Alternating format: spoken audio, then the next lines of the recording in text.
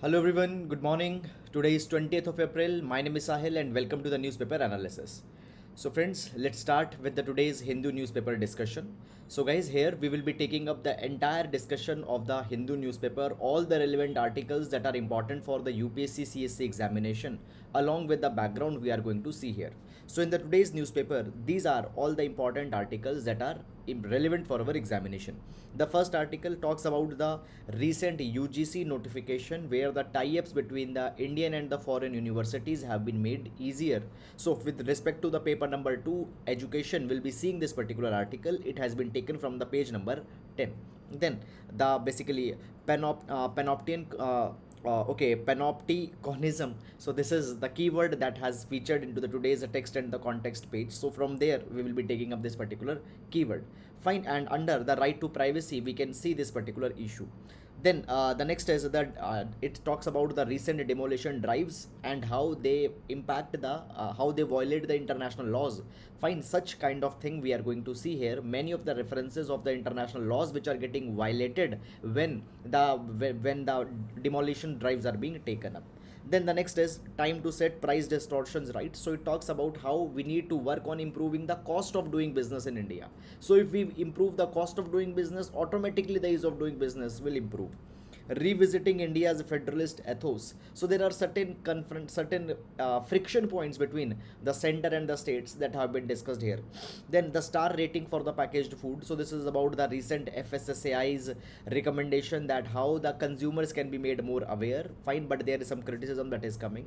Fine, important for health.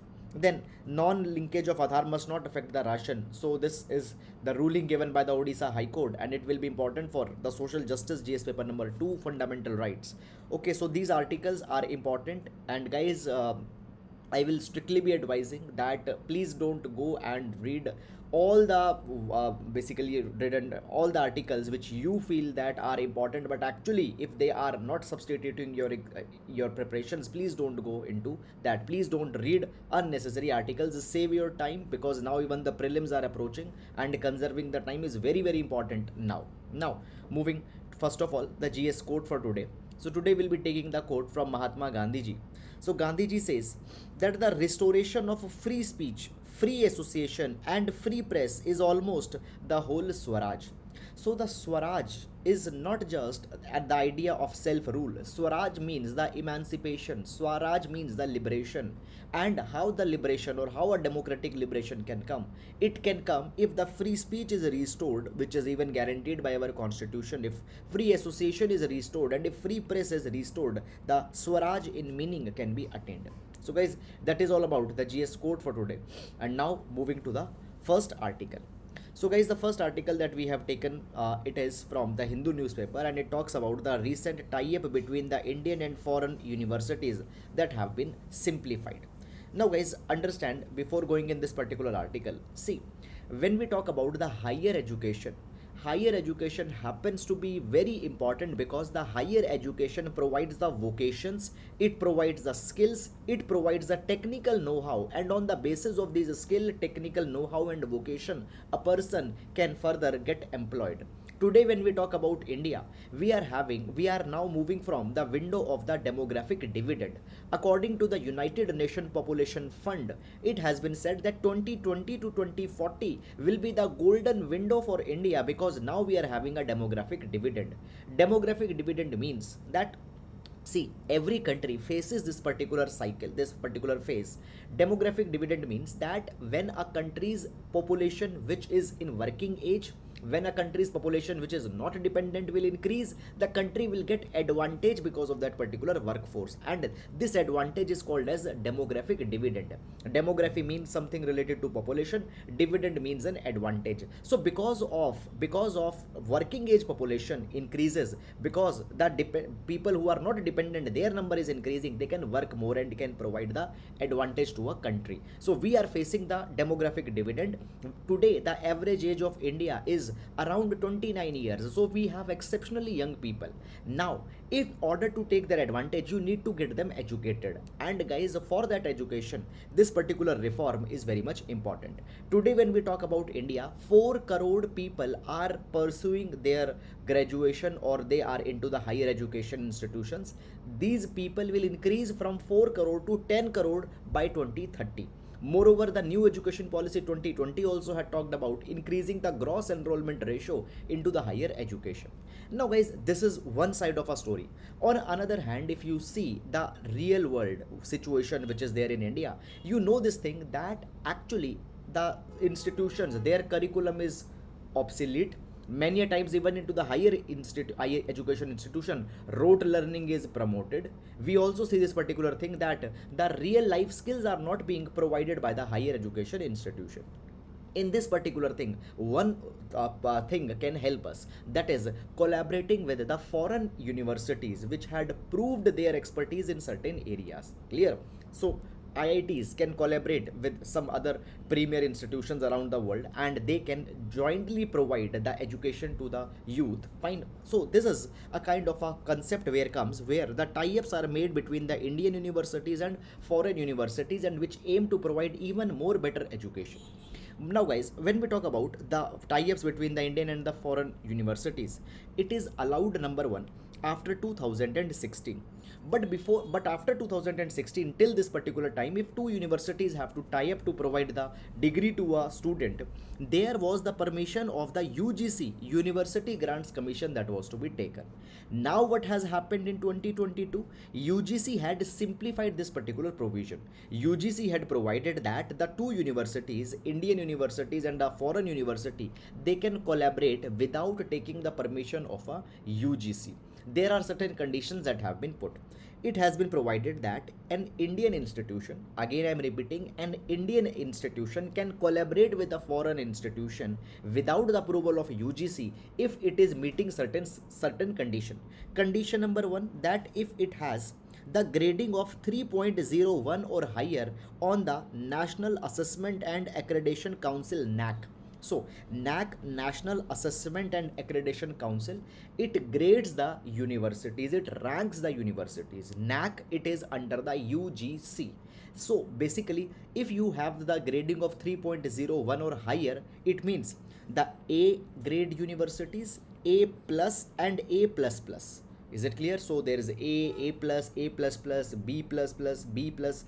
In such way, the institutions are graded. So only the ones which are having the ranking of A and higher, that is A plus, A plus plus, fine, onto the basis of NAC's ranking, they can collaborate without the permission. Second thing is that, or apart from this, if the university is within the top 1000 QS World University ranking. So guys, basically QS, it is a very prestigious ranking, fine, could really cements. Under this particular thing, the universities around the world are ranked. So if an Indian institution is within 1000, top 1000 in the entire world, they can collaborate. And there is also one more ranking, that is the Times Higher Education ranking. So if institution is under within 1000 into this Times Higher Education ranking, 1000 QS ranking, or 3.01 above grading into the NAC, they can collaborate. Moreover, there is also one parameter on whose basis the collaboration can be done. If university is within the top 100 universities under NIRF, that is the National Institution Ranking Framework.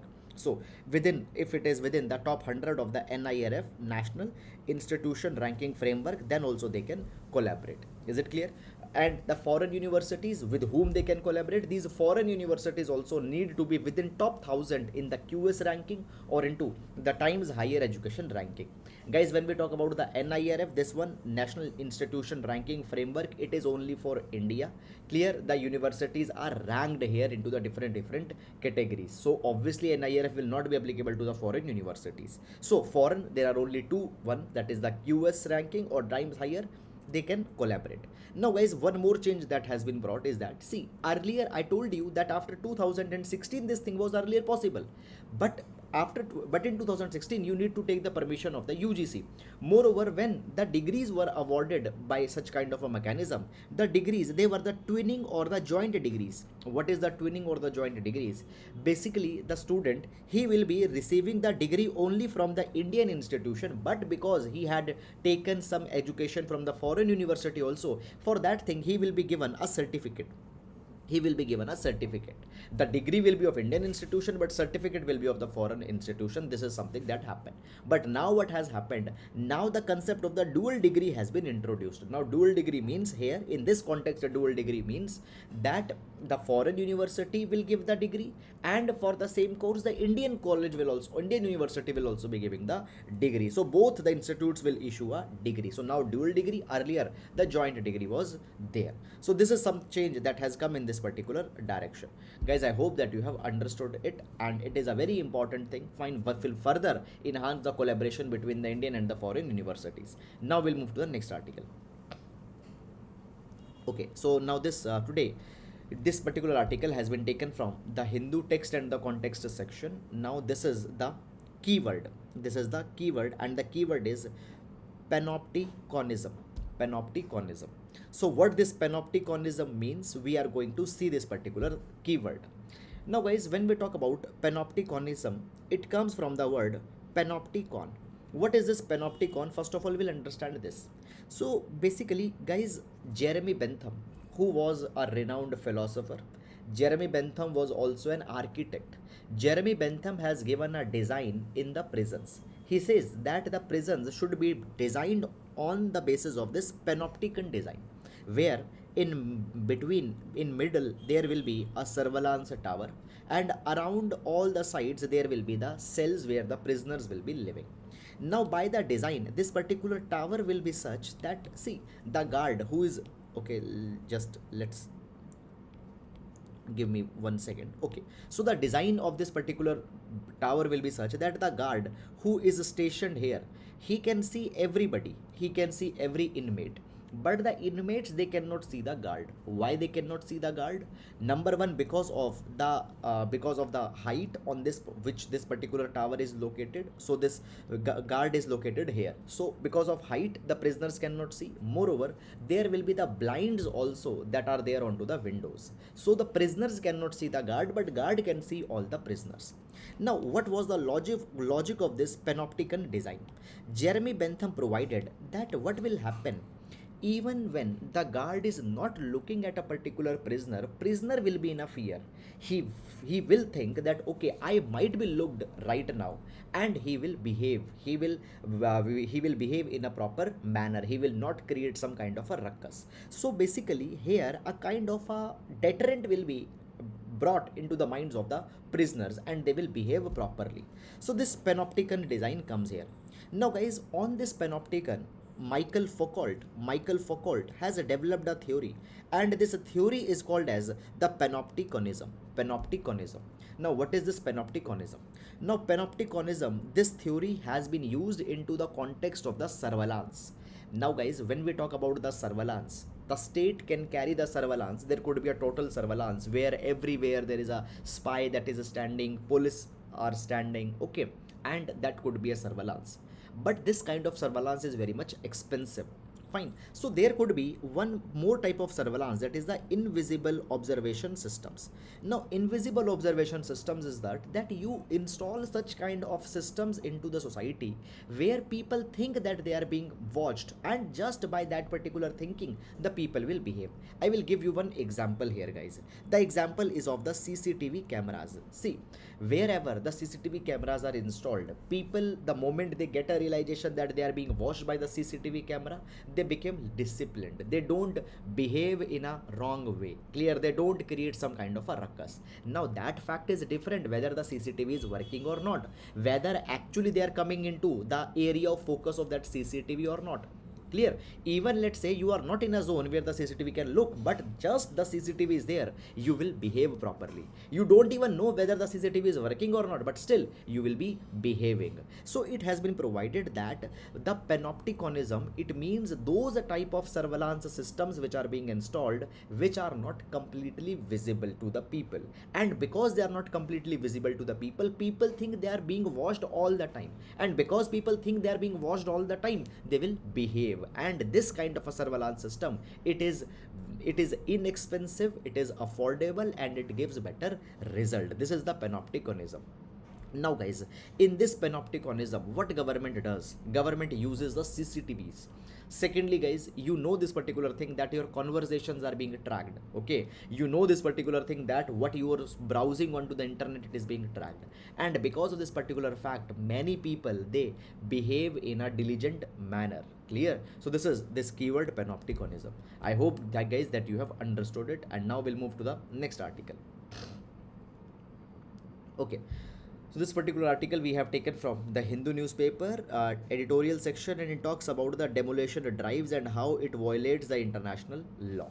So guys, in this particular article, there are certain very good references that have been made, which you can directly use in such kind of answers. Is it clear? So let's see. And otherwise also, with respect to the right to shelter, right to housing, all these laws, all these conventions that we are going to discuss will be very much important. Now let's discuss. So guys, first of all, I'll put the context that why this particular article has now come. Now you might have seen guys that from the last 2-3 years there is one peculiar kind of thing that is being done by the state governments. See, whenever there is a riot happens, whenever there is some kind of violence happens, and if there is a damage to the public property, what government does? Government recovers that particular damage from the people who were participating into the riot, who were participating in such kind of ruckusness. What happened guys? The Uttar Pradesh government, into after the Citizenship Amendment Act 2019 came out with a law also. The name of the law was Uttar Pradesh Recovery of Damages to Public and Private Property Act 2020. Under this particular thing, it was provided that if anybody will be found participating in riot, if anybody will be found destroying the public property, the money will be recovered from that particular person. Now the application of similar kind of things have happened into the past. What has happened? Basically, on the recent Ram Navami occasion, there were certain areas where some violence happened. Clear? In a state of Madhya Pradesh, the violence happened. What happened? The government demolished the houses of the people who government said that they had participated into that particular thing. So government had demolished the housing. Now many of the viewpoints are coming. Some people says that it was a kind of a politically motivated drive. Some people say that specifically some people are being chosen, they are being targeted. All those things are going on. We are not concerned about it. So what happened? A large number of people's houses, they got demolished. Such demolition drives are unconstitutional and they are violative of international law. This article provides it. So certain references have been given.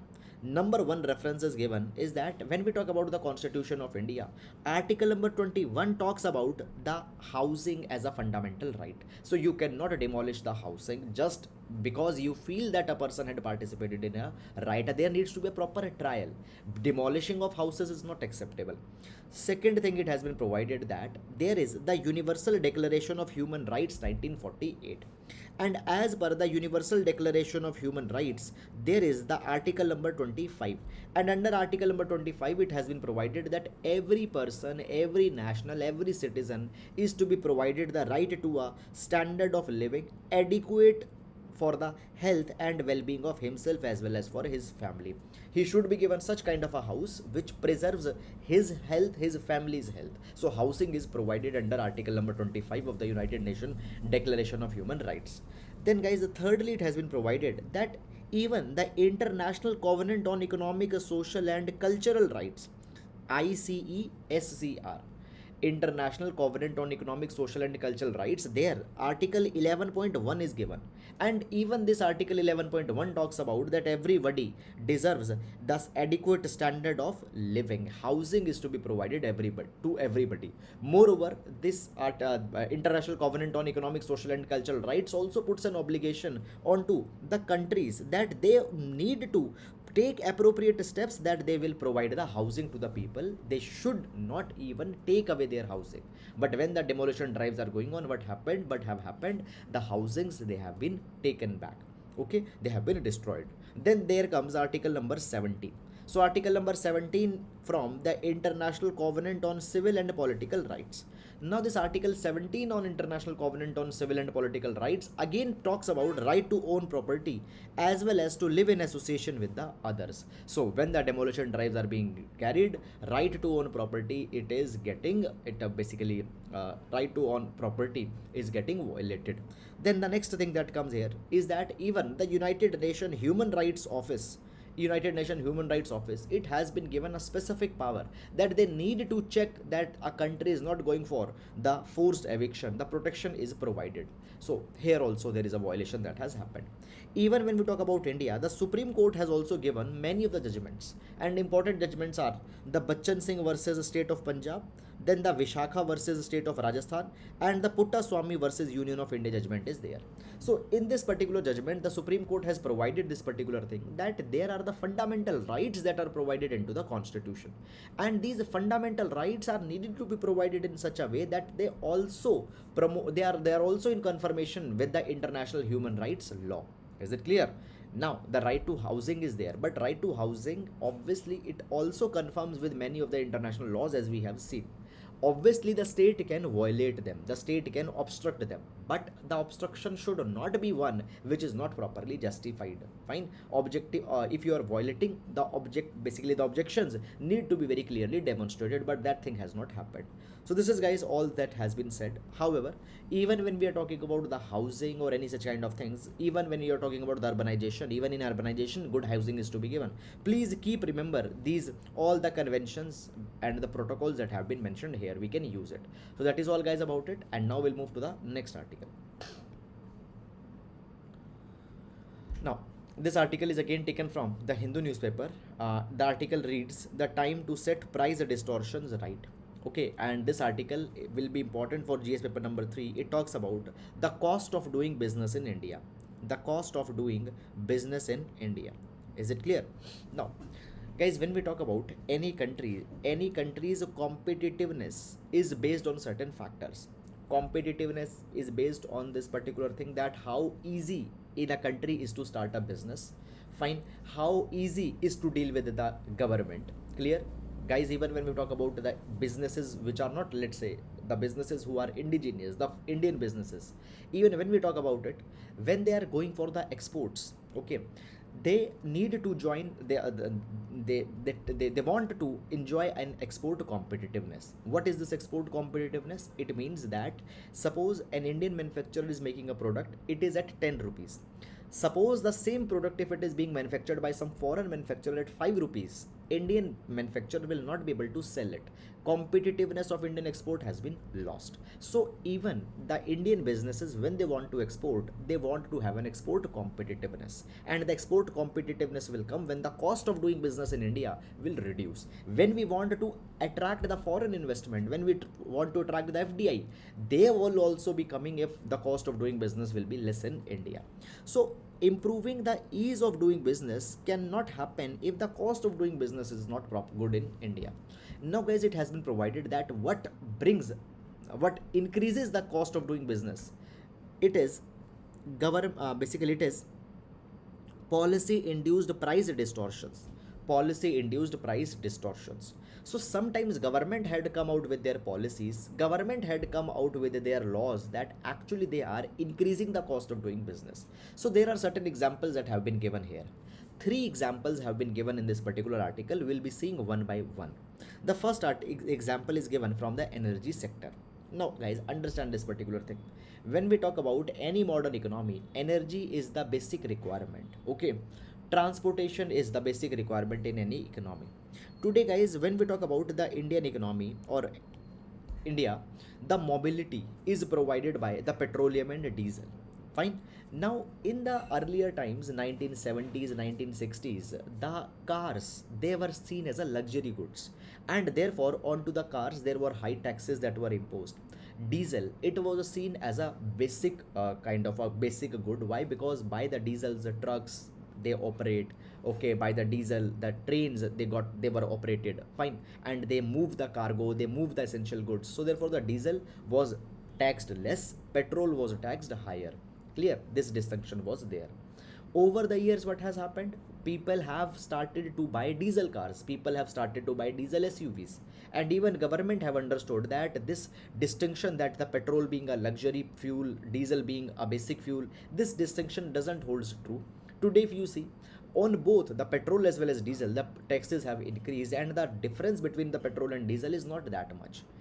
It has been provided. So guys, historically the petrol and diesel high taxes have been imposed, and what has happened today, the government has exceptionally become dependent onto the money that is coming by the taxation onto the petrol and diesel. Exceptionally large revenues come to the government from high taxes onto the petrol and diesel. Government is dependent onto them, and because of that government is not even bringing the petrol and diesel into the GST. Even today, when the COVID-19 has impacted the economy and there is a crunch in the revenue of government is again increasing the taxes onto the petrol and diesel. This is something that has happened. Now it is problematic. Number one, it increases the inflation.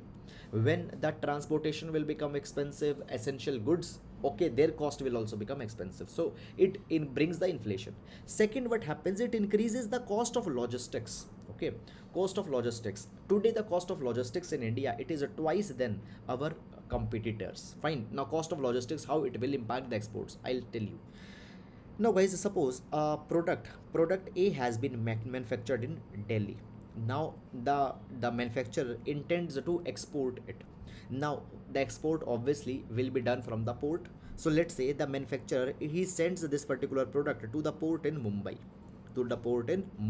From here, this particular product will sail on the ship, and let's say it will reach the USA. Fine. So USA is the final destination. We want to export this product. Now guys, when the product will be transferred from the Delhi to the Mumbai, obviously it will go on a truck or it will go on a train. Okay, now because the trucks, the trains, all of them are running on the diesel, and because on diesel high taxes are there, diesel is very much expensive. The cost of the expensive diesel will be added into the logistic cost. What will happen? The landing price in the Mumbai will be very much high, because all that cost has been added into the price of the product. And then there is the international transit that is also there. At the end of the day, the products become very expensive. So the logistic cost in India, it is impacting the export competitiveness. One more example is given, electricity sector. Now guys, it has been provided that when we talk about the electricity sector, there is also the government induced price distortion that has been there. On the coal, rupees 400 of a cess per ton of coal is imposed. Now guys, every ton of coal that is being extracted, 400 rupees of cess is imposed. Earlier this particular cess was imposed so that the resources can be generated for the promotion of renewable energy and for the decarbonization of economy. This money was going there. But now this 400 rupees per ton coal, it is going to fill up the gap into the GST that has been received and what is to be paid to the government, through the state government, sorry. Guys, you might be knowing this thing, that when the GST came, the center promised to the state government that they will be giving to the state government whatever revenue they were receiving in 2015-16, as well as a 14% increment was also to be guaranteed. Now the state governments are to be given some set amount of money, fine, every year. So when there is a shortfall into the GST, the money is being used from this particular coal cess. This is something that is happening.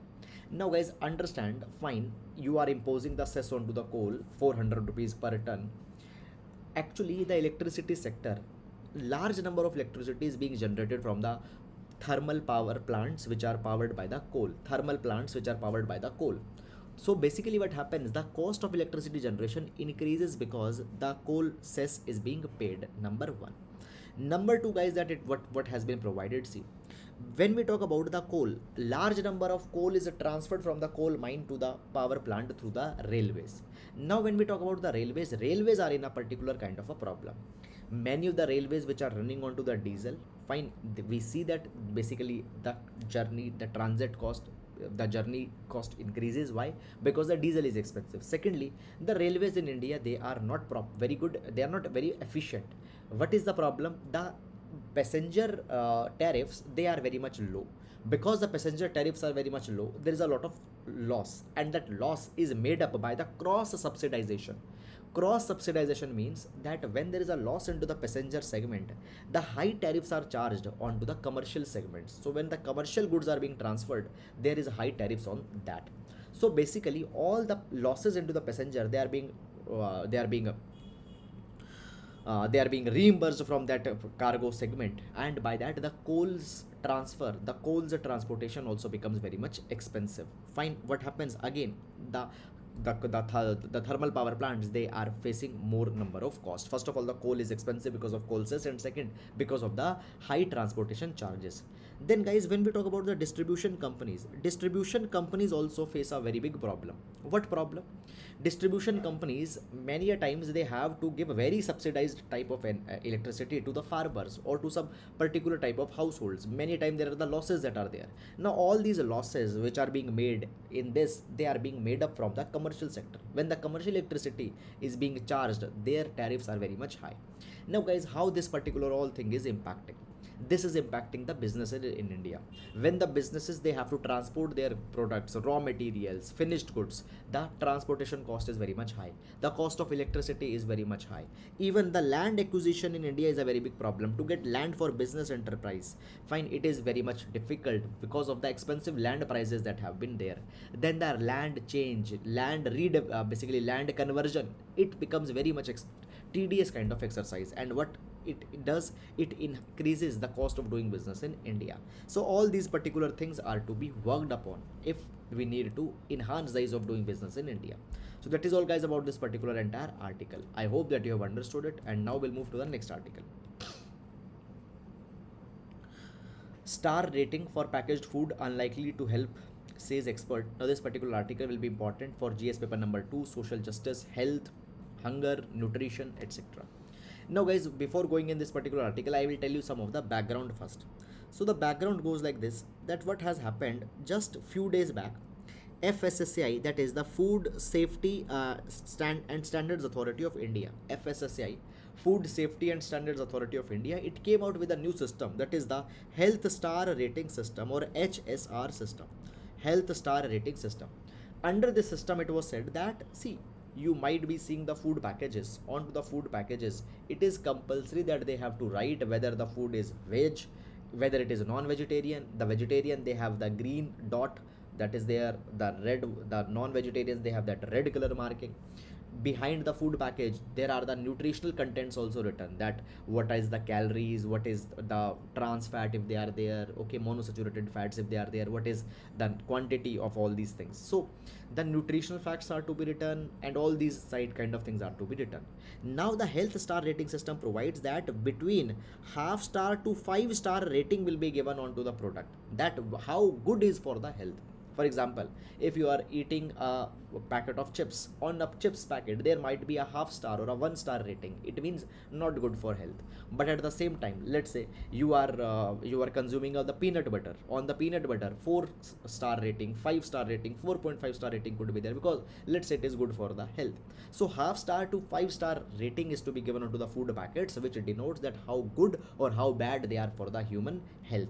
Now this recommendation was given by the IIM Ahmedabad, and FSSAI said that we will implement it. Now on this particular thing, certain criticisms have come. So criticisms have come. Number one, the nutritional experts, they are saying this thing, that see, this thing is already going in the countries of Australia and New Zealand. In the past from last 8 years, Australia and New Zealand are having such HSR rating system, but it has not produced any evidence that actually the nutritional status of the people have improved. It has not shown anything that the food and beverage purchases of the people, they have become more healthier. No empirical evidence is there. Second thing, it has been provided that this particular thing might not even work also. For example, you see the real fruit juice. Now because in real fruit juice there is some fruit content that is there, by the way, they are not at all good for your health. Fine, they, let's say, okay, some fruit content is there into that particular thing. Now this makes the product good, but at the same time there is also the added sugar that is also there. Now just having the fruit content might give a perception that it is good, but so that there are sugar is also there, it doesn't makes the product good. I'll give you one more example. The nuts. Okay, nuts, they are very good for health, but they also have high calories. Now because the calories are high, okay, it does not makes that the nuts, okay, they are bad for your health. So basically there will be a lot of basically it is said that there cannot be any clear standards on which we will be giving this particular star rating, so it might not be very helpful kind of a thing. Fine, so this is a suggestion that has been given, but guys, I believe that you need to make consumer more and more aware. Putting this kind of a star rating on a meticulously designed parameter will not, I don't think that it will do some of a harm. At least a few consumers who can understand the dynamics, they can make more meaningful choices. So that is all about it, and now we'll move to the next article. Revisiting India's federalist ethos. Now guys, this particular article has been written by the Tamil Nadu's chief minister. Okay, sorry, my mistake. Fine. So basically, this particular article is written by Narayan Lakshman, but here he is talking about the recent speech of the Chief Minister of the Tamil Nadu, M.K. Stalin, where he had provided that how the federalism in India is right now undergoing a kind of a challenge. So this is something that is provided here. Now, guys, see, in this particular article, much of substance is not there. The article is just few reference points are there that how federalism is getting impacted. Okay. Now guys, first of all, when we talk about the federalism, the design of federalism means that the center and the state, they will have their own specific powers and they will be supreme in their own sphere. When we talk about federalism in India we don't have a pure federalism. The federalism of India was earlier called as the cooperative federalism. It was called as the bargaining federalism. Okay, and many such names were used. But guys, now there is one more terminology that is being used for the federalism, that is the combative federalism. Combative federalism. Fine. Confrontational federalism, combative federalism, confrontational federalism, and all such kind of names are being used. Why? Because today we find this particular thing that the center and the states, the different units of the federalism, they are not cooperating, rather they are at conflict, rather they are at fight. Many issues are there that why such kind of a dissent is there. Number one is the revenue sharing between the center and the state onto the basis of the finance commission. Clear? So guys, the finance commission, it has recommended, fine, the 14th finance commission recommended that the 42% of the taxes are to be given to the state. Now the 15th finance commission, it provided that 41% of the revenue is to be given to the states. Why from 42 to 41%? It is because the Jammu and Kashmir and Ladakh became the union territory, so the expenditure will be saved on that front. So 41% is to be given to the states. This is something that has been recommended by the finance commission. But guys, even that particular transfer is not being done by the center properly. Clear? Many of the grants, fine, they are not being given in a timely manner to the states. So this is one confrontation that comes. Then the next thing, that is the role of the governor. Now guys, in our newspaper analysis only, we have, I think, seen multiple articles onto the governor's role, that how the governor's role is actually a problematic thing, how governor is interfering even into the day-to-day matters. Even the day-to-day matters, governor is interfering. Fine. Then guys, we have seen that even when the holding of session is there, fine, the governor is interfering in between. Fine. So governor is misusing his constitutional position. And then guys, it has been provided that even the state autonomy has been respected, should be respected, and it has even been suggested by the Sarkaria Commission. Okay, but the center government is not respecting it. Okay, so the government at the center, how it has its ulterior agendas, this is something that has further provided in this particular article. But guys, these are the political references where they say that how the BJP, they have their ideology and the BJP wants to impose their ideology onto the southern states. Fine, I'll not recommend you to go and read that particular dimension, not important for the examination. So guys, this is just about it. Much substance is not there, as I told you earlier also, but you can just read the PDF, and these are the important points that are there. Now we'll move to the next article. Now guys, this particular article, it reads, non-linkage of Aadhar must not affect ration, High Court.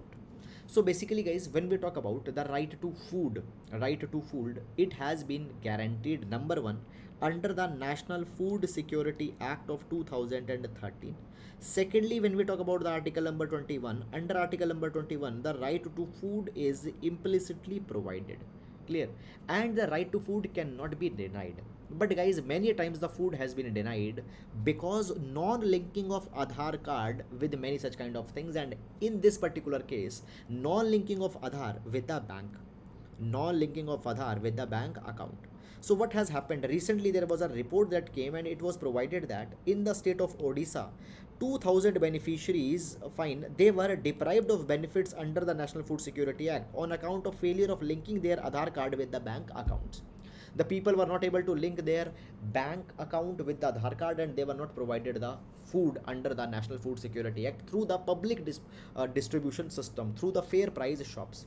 In this particular direction, now the Odisha High Court has interfered, and Odisha High Court has given a very clear direction to the Odisha government that nobody, even the district collectors, they have been given a very clear instruction that nobody will be deprived of the ration because of the non-linkage of Aadhar card with their bank accounts. It has been provided that the food, it is a necessary and a fundamental entitlement, and it is to be provided to everybody, and just because the Aadhar card is not linked, you cannot deny it. So it is a very good thing that has been come here, because guys, ensuring the food happens to be the very basis on which the welfareist state is based upon. Fine.